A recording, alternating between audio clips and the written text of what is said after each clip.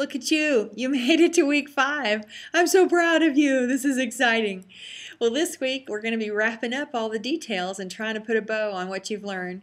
This devotional this week from International Justice Mission is their session 5, and I really encourage you to continue focusing on challenging your heart to know God's heart about this.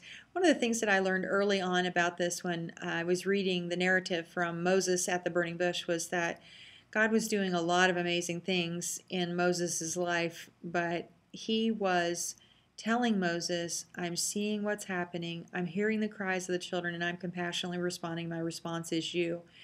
You know, throughout the devotionals over the last 5 weeks, you've been seeing what God's been seeing, you've been hearing what God's been hearing, and you've been probably really having a time with interacting with all of this material. And so I want you to know God knows what's happening, and He is actively pursuing people who will be in response to His activity, engaging there as well. So welcome to the Gloriously Ruined Club, and may this last session really help you to solidify what that looks like in your life as a call to action. You're going to be watching that last video from the International Association of Chiefs of Police. It's the investigating and interviewing. You're going to get it more into the details of what it looks like from the law enforcement perspective. You'll also be looking at the Office of Victims of Crime Task Force Guide. This is how do we interact with those that are in the profession? How do we come alongside them as NGOs or non-governmental organizations, service providers? How do we interact with them in a way that's real and meaningful, that provides good solutions for them and the victims of human trafficking, but maybe also augments their capacity in the citizenry as general to do education and advocacy? What does that look like, and how do we help? Then there's a piece on graphic design, and I wanted to include this because it doesn't matter what your gifts, skills, talents, and abilities are, what God has equipped you with. If you're a graphic designer, there's a place for you. I believe that in prevention, intervention, education, and restoration, it doesn't matter what your profession is, that God can use even people who are woodworkers to really take that skill and put it to use in addressing some issue concerning human trafficking, whether it's teaching a skill for entrepreneurs who are coming out of human trafficking as restored souls and becoming entrepreneurs to be able to care for themselves and to provide for themselves and their families. Or if it's any number of things, whether your skills as a baker, is an attorney, you know, are you an educator, whatever it is, I believe that there's a place for you at the table in doing something about human trafficking. So that's my call for you who've been trained, and this is maybe a new field for you and you just don't understand how God's going to possibly use all of your history.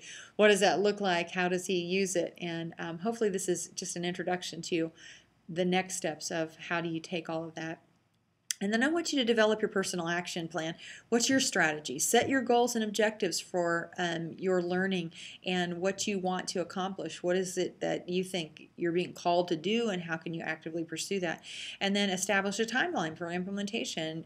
What gets on the calendar gets done in my house. And so just like these videos have been a challenge for me because I had to set aside the time to come to the public library and to have a quiet space, because doing them anywhere else would have been too much of a distraction. And so this is what you need for your personal plan, is you need to mark out a timetable, set some time aside, and really learn to make it possible for you to implement what God's asking you to do. And then to articulate that as to who you're going to be participating in anti-trafficking work with, or what avenue are you going to take? Prevention, intervention, education, restoration. What does that look like? What do you need to do next? How do you need to actively engage on that?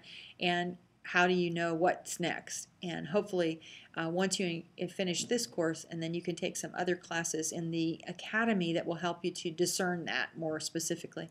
And I want you to look at James 5, the chapter James 5, when it comes to the biblical exhortation of each of us and our individual's responsibility concerning contributing to trafficking, especially the labor trafficking, and or you can demonstrate what the scripture says in economics dealing with moral issues and understanding the demand for human trafficking. How can you articulate that in a way that will be helpful to you? I hope you've enjoyed your 5 sessions. I really have loved the opportunity to teach you. If I can be of help, please make sure that you're reaching out to me. Give me a call, give me a contact, an email, whatever it takes. Lord bless you.